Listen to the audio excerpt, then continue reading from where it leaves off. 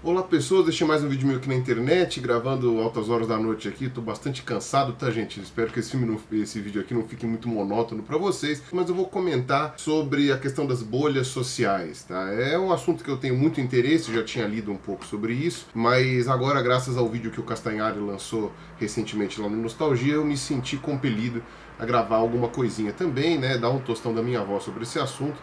Ainda que eu acho que eu não tenha muito a acrescentar, eu acho que tem algumas coisinhas que sejam interessantes para falar. Antes de qualquer coisa, queria dizer para vocês novamente que dia 25 de março eu vou estar me apresentando no Teatro Gazeta, aqui em São Paulo. E aqui embaixo estão os links para a compra dos ingressos da minha apresentação. A ciência só está certa quando concorda comigo. E eu espero que vocês vão lá me ver, tá? Eu gostaria muito que vocês fossem. Essa vai ser a última vez que eu vou apresentar esse tema aqui em São Paulo. Então, depois dessa vez, sei lá quando que vai ter de novo, se é que vai ter. Então, recomendo que vocês vão, se vocês tiverem oportunidade. E, pois bem, por que é que eu estava pensando sobre bolhas sociais esses dias, né? Porque eu descobri um negocinho genial que se chama Videoblocker. E vou tentar depois apresentar por que é que eu acho que ele deve ser usado com certa sabedoria, tá? Mais pro fim do vídeo. Então aqui tá o Videoblocker, ele é uma extensão do Chrome, tá? É só você digitar no Google Videoblocker Chrome, né? Vai aparecer. Então se você usa o Safari, se você usa o Firefox, aí eu já não sei como é que funciona, acho que ele não funciona. E digo mais, eu acho que nem em outras plataformas que não seja o YouTube, porque eu tentei usar no Dailymotion outro dia e não funcionou. Pelo menos no YouTube ele funciona. Você coloca aqui Add to Chrome, ele vai checar, adicionar a extensão, né? Você coloca aqui, pluf, foi adicionado, ótimo, foi adicionado, tá aqui. Aí você fecha isso aqui, não precisa nem fechar. Aí tá aqui, ó, e aí você coloca o nome de alguma palavra aqui que você queira bloquear. Tá. Eu vou fazer de sacanagem aqui um canal que eu não bloquearia nunca em nenhum aspecto, porque a meu ver ele é o canal mais importante do YouTube brasileiro, tá? Que é o canal do Lúcio Big. Então não é pra vocês fazerem isso com o Lúcio Big, tá? Por favor, muito pelo contrário, vão lá, se inscrevam no canal do Lúcio, olhem o canal do Lúcio, tá? É um cara que faz política com responsabilidade aqui, tá? Ele mora lá em Brasília, tá sempre fiscalizando os políticos de perto. Muito melhor do que o blá blá blá de um monte de gente que fica dando opinião política por aí no YouTube e não sabe nada. Mas aqui pra dar um exemplo, né, pra pretexto de fazer propaganda do canal do Lúcio, vou colocar aqui Lúcio Big para bloquear. Então você escreve aqui, aí você põe no Add, tá aqui Add Channel, Lúcio Big. Tá aqui, ó, Add Channel mais. Então aparece aqui Lúcio Big. Agora vamos dar uma olhada aqui no YouTube. Vamos lá, aqui no YouTube, YouTube aí, pronto, instalou a extensão aqui do Videoblocker. Vamos ver aqui, né? Fechou. Pô, cara, como é que funciona? Close the window. Ok, até a próxima update. Então tá aqui, você vai ver aqui, ó, Lúcio Big. Vamos ver o que aparece. Nada. Não aparece o canal dele, não aparece vídeo nenhum relacionado ao Lúcio. Tá. Aí eu vou aqui de novo e add e removo o Lúcio aqui do programa. Coloco aqui Lúcio Big de novo. Aparece aqui o Lúcio Big e tal, e todos os vídeos que ele tem colocado aqui, inclusive um aqui que eu participei e tal, bem legal. Bom, enfim, eu estava pesquisando sobre essa ferramenta que eu não sabia que existia, e eu achei fantástica e libertadora, porque tem alguns canais que eu não quero ficar vendo. São canais que o tempo inteiro o YouTube fica me recomendando, como se eu fosse ter interesse, porque eu busquei por alguma coisa parecida ou relacionada ao tema uma ou duas vezes. E aí ele fica me recomendando por um tempão, tal. Na verdade esse é um mecanismo da Google mesmo, não é um mecanismo exclusivo do YouTube, né? Então eu lembro que uma vez eu fui procurar sapatos, né, pra comprar. Eu não compro sapatos com muita frequência, sério, sapato social mesmo. E aí eu fui dar uma olhada numa loja, tal, procurei, fiz uma busca rápida no Google. Gente, o Google ficou me recomendando sapato, na boa, por uns 6 meses pelo menos. Ficou me recomendando propaganda de sapato, pop-up de sapato, não sei o que, um monte de coisa assim. Eu ficava assim, gente do céu, eu procurei sapato uma vez só, eu não preciso comprar sapato toda semana. Então o algoritmo do YouTube funciona da mesma forma. Se você procurou um determinado assunto, ele entende que você gosta, que você tá afim dele. Não interessa que você achou aquilo horrível e que você clicou sem querer, ou que você clicou justamente para conhecer e não gostou. E quando você clica naquele não interessado, ele nem sempre obedece, né? Então esse videoblocker, a princípio, ele resolve esse problema. problema, mas ele gera outro problema. Então eu vou comentar sobre isso, que é exatamente a questão das bolhas sociais. Eu tinha comentado naquele meu vídeo sobre os 300 mil inscritos, que é sobre crescer com a ajuda dos outros, né? E se vocês quiserem, dê uma olhada nesse TED Talk que eu vou sugerir, em que o cara fala exatamente sobre essa questão das bolhas, que é muito parecido com o vídeo do Castanhari em si, tá? Então se vocês verem esse TED Talk, vocês talvez não achem muita diferença, né? O Castanhari usou exemplos até parecidos e tal. Então me parece sim bastante preocupante, pelo menos no começo, primeiro porque isso é uma função puramente comercial. O desenvolvimento desse algoritmo, ele tem uma intenção comercial, a intenção de vender melhor para aquela pessoa que parece estar mais interessada em procurar aquilo. Então você direciona os anúncios, você direciona o tipo de propaganda que a pessoa vai ouvir, inclusive para otimizar, no caso, o uso, né, através dos programas que eles têm para medir isso daí e fazer com que mais pessoas anunciem na Google, no YouTube, enfim, essas coisas. Então, é um mecanismo puramente comercial. Só que o problema é que esse algoritmo, ele não diferencia ideias pessoais, né, que você tenha, de preferências de compra, preferências de consumo, essas coisas, ainda que muitas vezes uma coisa esteja correlacionada com a outra. Se você pode achar que isso é uma coisa só mero aborrecimento no que diz respeito a compras, por exemplo, quando você começa a colocar isso daí para ideologias, ou para formas de pensamento, ou para ideias, você começa a perceber um certo problema. Mas tudo bem, isso daí é um tipo de bolha involuntária que a gente é colocado através da Google e de outros sites que tem por aí. Esse tipo de crítica já está sendo levantada há muito tempo, inclusive já tem algumas pesquisas sobre isso, tem uma pesquisa da Science que eu achei no canal do Clayson, né? Eu fui procurar vídeos, resposta pro vídeo do Castanhari, eu achei o vídeo do Clayson. É um canal pequenininho, mas o cara é super gente boa, muito simpático, e ele indica esse trabalho da Science, que eu acabei de ler, acabei de dar uma lida. Esse assunto, apesar de estar sendo discutido já lá fora, não há muito que nós, indivíduos, possamos fazer com relação a isso daí. Apenas ficar esperto e saber que isso daí acontece. Às vezes é melhor dar uma procurada numa coisa deslogado, ou às vezes nem funciona ver deslogado, né? Você teria que, sei lá, olhar em outro computador, uma coisa assim. Quando você chega no Facebook, inclusive é o Facebook que serviu de base para Science, né? Para essa publicação da Science, esse artigo, e não precisa ficar só restrito ao Facebook, pode ser o Twitter, por exemplo, pode ser o Instagram também, enfim, qualquer rede social que possua a ferramenta de bloqueio. A formação de bolha passa a não ser mais um algoritmo do YouTube, da Google ou de qualquer outro lugar. Aí a bolha é sua. Você passa a construir a sua bolha da forma como você quiser e do jeito que você achar interessante. A grande crítica, inclusive aqui o Castanhari estava comentando, o pessoal reclama, tem os parentes aqui que falam um monte de merda que eu discordo e tal, vou bloquear todo mundo, vou excluir todo mundo. Ok, que parente a gente não escolhe, tem parentes que são efetivamente babacas, mas a gente tem que saber dissociar babaquice de divergência de opinião. Primeiro porque esse tipo de coisa não aconteceria se a gente não tivesse redes sociais. Não dessa forma. Eu lembro de ter parentes meus brigando por questões de pensamento diferente quando eu era criança. Nem tinha internet aqui no Brasil. Mas isso era uma coisa rara, era uma coisa meio difícil de acontecer, porque geralmente as pessoas, não tinham muito como ficar buscando opinião pronta, que é uma coisa que a internet facilitou bastante. Segundo, as pessoas às vezes não puxavam esses determinados assuntos. Agora, na sua rede social, é como se você tivesse pendurado na porta da tua casa, né? Esse tipo de coisa, quem passa na frente da tua casa lê a sua opinião, o seu textão, aquilo que você acha, e isso às vezes pode bater de encontro com aquelas pessoas que você conhece muito antes de ter entrado numa rede social. Que são as pessoas que convivem com você na sua escola, que convivem com você no cursinho, no seu trabalho, que convivem com você na sua família, na sua casa, tá? Ou às vezes são parentes da sua esposa, ou do seu marido, da sua namorada, namorado. Você não escolheu viver com essas pessoas. Você pode até escolher se isolar, mas é uma coisa meio complicada, né? O fato é que a gente tem confundido muito o público com o privado e tem deixado a nossa vida muito exposta e com opiniões nossas expostas para pessoas que pessoalmente você não faria isso. Eu não sou um bom exemplo no caso, porque eu tenho um canal no YouTube. Então é muito interessante porque eu, por exemplo, nunca compartilhei o meu canal do YouTube com ninguém da minha família ou do meu convívio pessoal. Todos eles que descobriram que eu tinha um canal do YouTube, logo que ele começou a crescer, foram por motivos independentes. Foi porque descobriram, porque acharam, porque foi recomendado, porque algum amigo compartilhou, sabe? Tanto é que a mensagem que eu mais recebia num determinado período aí que o meu canal deu uma crescidinha, era tipo, nossa, eu não sabia que você tinha canal, nossa, olha só quem apareceu, nossa, fiquei olhando pra ter certeza que era você. Aí sim, esse canal é um canal que eu dou a minha opinião e vem aqui quem quer. Se você quiser vir nesse canal ouvir a minha opinião, você é muito bem-vindo, tá aqui a sua opinião, concordando ou discordando. Esteja livre para isso. Será que numa mesa de bar ou numa ceia de família eu iria levantar certos questionamentos que eu levanto na rede social, em que todo mundo que estaria naquela mesa de família está olhando também? E veja, eu tô falando, há uma distinção em você ter um canal do YouTube que as pessoas só acham se elas procurarem, do que uma rede social que existe justamente para você conectar pessoas que você conhece. tá? Ou seja, as pessoas vão ver. E quando eu tinha Facebook, né, o Facebook pessoal, né, eu também tinha alguns parentes que falavam um monte de bosta que eu não aguentava seguir, também tinha alguns amigos meus que tinham umas opiniões que eu não concordava. Eu não via grandes problemas de ouvir opiniões conflitantes, né, de alguns amigos meus. Apenas algumas coisas que ou eram muito cansativas, sabe, quando era uma coisa tipo, ai, todo dia a pessoa fluda a página dela e eu fico recebendo essas atualizações na timeline. Fluda, com um monte de coisa desinteressante. Agora no WhatsApp acontece isso daí também, né, pra quem usa mais. Às vezes tem opiniões escrotas mesmo, opiniões muito babacas, que você não está interessado em brigar com a pessoa, você não quer discutir com ela.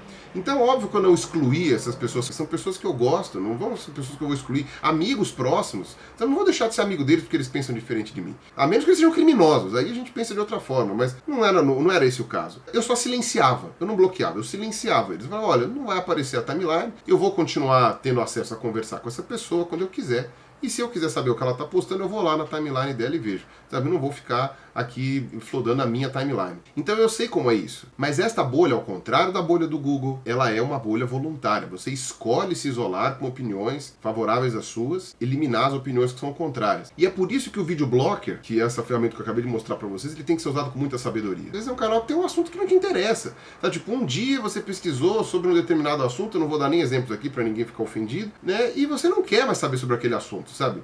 Pô, você não é obrigado a ficar vendo isso daí no seu recomendado o tempo inteiro. Você vai lá no videoblock e bloqueia. Eu acho que você tem maneiras inteligentes de usar o videoblocker sem se isolar na bolha. Algumas pessoas acham que esse vídeo do Castanhari, por exemplo, foi um vídeo isentão, né? Em que ele falou, não, você tem que ouvir todas as opiniões e respeitar todo mundo, não sei o que, não sei o que lá. Eu acho que as pessoas confundiram você querer ouvir a opinião contrária com você não ter opinião, tá? Você tem todo o direito, na verdade, dependendo da situação, até você é obrigado a se posicionar sobre determinados assuntos. Ninguém está dizendo aqui para você abandonar a sua posição. Óbvio, é bom você ouvir os argumentos contrários, porque às vezes, eventualmente, algum argumento pode te convencer de que talvez, pelo menos o seu julgamento do grupo oposto estava errado. Não quer dizer que você mudou de opinião com relação àquilo que você acredita, àquilo que você pensa, mas você pode mudar de opinião com relação ao que você acha no grupo contrário. Eventualmente, você julgava o outro grupo por uma opinião preconceituosa, que você achava que era certa e não é. Ou colocava todo mundo no mesmo saco, no mesmo balaio de gato, e não é assim que a coisa funciona. Enfim, como é que você vai defender a sua posição em um debate, uma discussão, alguma coisa assim, se você não sabe qual é o posicionamento contrário? Sabe, isso é inclusive um dos princípios de quando você vai resolver algum tipo de disputa, conhecer o seu inimigo ou o seu adversário, que seja. E o pessoal usa muito o termo guerra, né, como se fosse uma batalha que a gente está travando, ideológica e tal. Eu acho que é uma bobagem, porque, enfim, a guerra na prática mesmo não tem nenhum vencedor. Então eu não sei o que essas pessoas pretendem com essa história de guerra, mas enfim.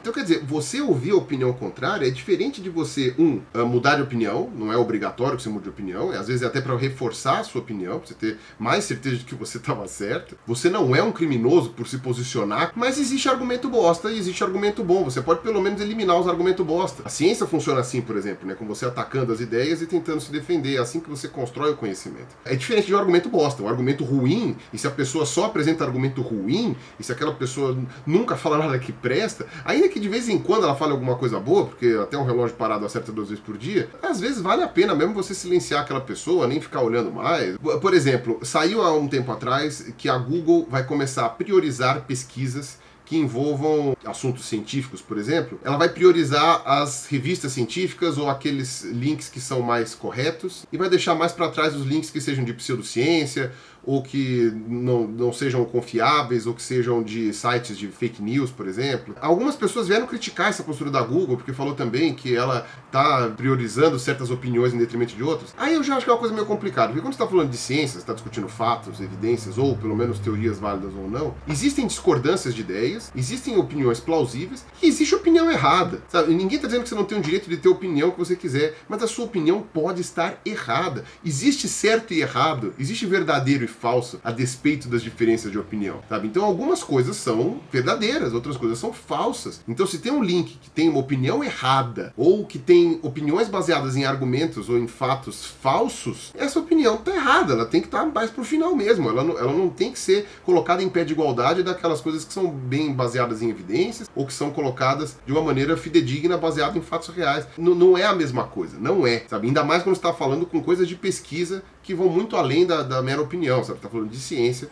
é uma coisa muito mais objetiva. Então eu acho que a gente tem que separar uma coisa da outra. O que é a bolha social do que é opinião certa e opinião errada, sabe? O verdadeiro ou falso. Às vezes, opiniões ideológicas diferentes não estão erradas ou certas. São só dois lados da mesma moeda ou do mesmo dado, sei lá de quantos lados forem. Mas quando a gente está falando de coisas que são factuais, aí eu acho que a coisa muda um pouco de figura, não é só mera opinião. Eu, inclusive, recebi um contato de um rapaz na Campus Party, agora esse ano, que ele tinha desenvolvido um aplicativo que era para facilitar a busca por fake news ou por sites falsos, né? Então funcionaria mais ou menos que nem o Waze, né? O Waze, no caso, as condições de trânsito e tal, são avisadas pelos próprios usuários, né? No caso, seria a mesma coisa, né? Você avisaria quando teria algum site que é fake news e tal, e as outras pessoas já ficariam sabendo por tabela. Então, é um aplicativo bem interessante, que ainda precisa, a meu ver, ser refinado, mas achei a ideia muito boa. Vou deixar linkado aqui embaixo, se eu achar o contato desse rapaz, eu vou deixar linkado aqui embaixo o aplicativo dele, tá? Que eu acho que ele é bem promissor. A gente tem que exercitar a tolerância e nos meios que a gente vive hoje isso está cada vez mais difícil. É prazeroso e até instintivo você se juntar com pessoas que pensam iguais a você. E as redes sociais vieram para isso. Na verdade, isso foi uma revolução. Tá? Por exemplo, quando eu estava na escola, eu era o único nerd, digamos assim,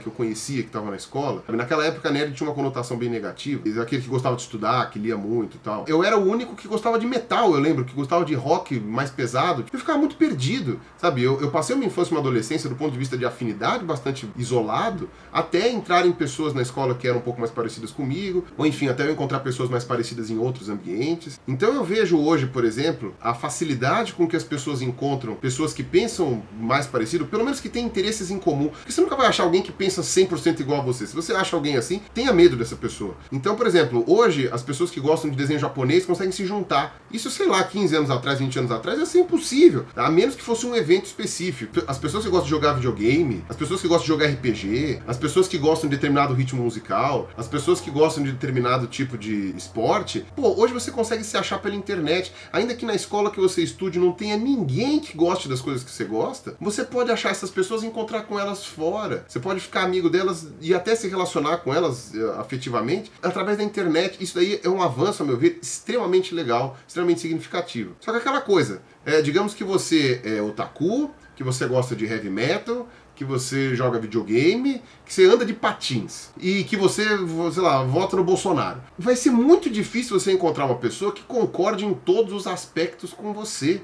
Você vai ter alguma discordância com essas pessoas. Então, você ficar bloqueando as pessoas, ou se desinscrevendo de canais, ou saindo dos lugares, só porque a pessoa que tem um determinado assunto que você gosta falou uma opinião que você discorda, isso, a meu ver, é um tipo de infantilidade que estimula a intolerância. Tá? Então, sei lá, você acompanha um canal que é sobre, sei lá, tipo futebol, sabe? E aí ele soltou uma opinião política que você discordou. Ah, não sigo mais essa merda de canal. Cara, mas você tá lá não é por causa da opinião política do cara, você tá lá por causa do futebol. O cara soltou isso num vídeo, no outro vídeo ele vai estar falando de novo do campeonato lá, tá? Você não é obrigado a concordar com as pessoas em tudo e nem deixar de gostar dela porque elas não concordam com você em tudo. Você pode deixar de gostar das pessoas, se afastar das pessoas, se elas forem babacas, se elas forem criminosas, se elas forem pessoas, sei lá, que oferecem algum perigo pra você, mas se não forem pessoas assim, eu acho babaquice. Você tem um monte de afinidades com ela, 2 ou 3 discordâncias, e por causa dessas discordâncias você vai, sei lá, brigar com elas, ficar com raiva e tal. Até porque algumas pessoas você vai continuar tendo a obrigação de encontrar. Você não vai poder transformar todo o seu mundo social, pelo menos não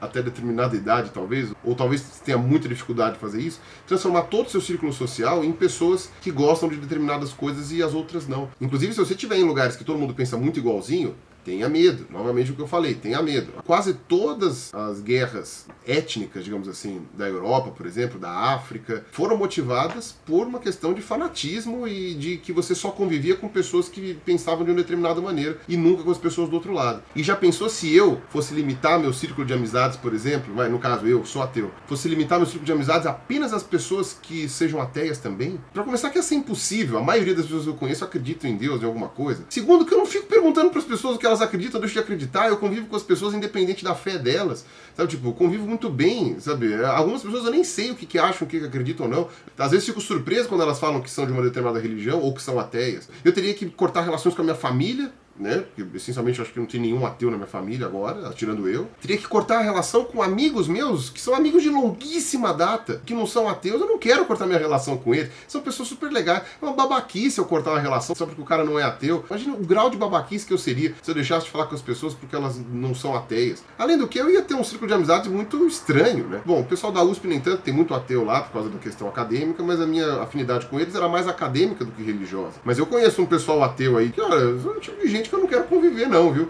Independente de ser ateu ou não, cara, esse tipo de semelhança pra mim é o de menos, entendeu? Eu tenho amizades até com um amigo criacionista, sabe? Que vai diretamente contra a minha profissão. E claro, em algum momento você acaba não sendo muito próximo da pessoa, porque certas coisas você acaba não chamando a pessoa, porque você sabe que a pessoa não vai ter afinidade nenhuma ali. Isso não quer dizer que você tem que brigar com ela, bloquear ela, se afastar dela, ser mal educado, alguma coisa assim, sabe? Não vejo. As pessoas têm vantagens e desvantagens, tem pessoas maravilhosas que pensam de maneira completamente diferente de você, e tem pessoas que pensam igualzinho a você e são tremendos babacas e merecem ser bloqueados e merecem que você use o videoblocker. Então é isso aí, como eu falei, usem com sabedoria tudo isso aí que eu tô falando pra vocês, e isso vale pra mim também, não necessariamente eu tô sendo sábio. Fiz um vídeo bem chovendo molhado mesmo, mas eu acho importante ficar repisando alguns argumentos aqui, mas é isso aí, um abraço pra vocês, até a próxima e falou!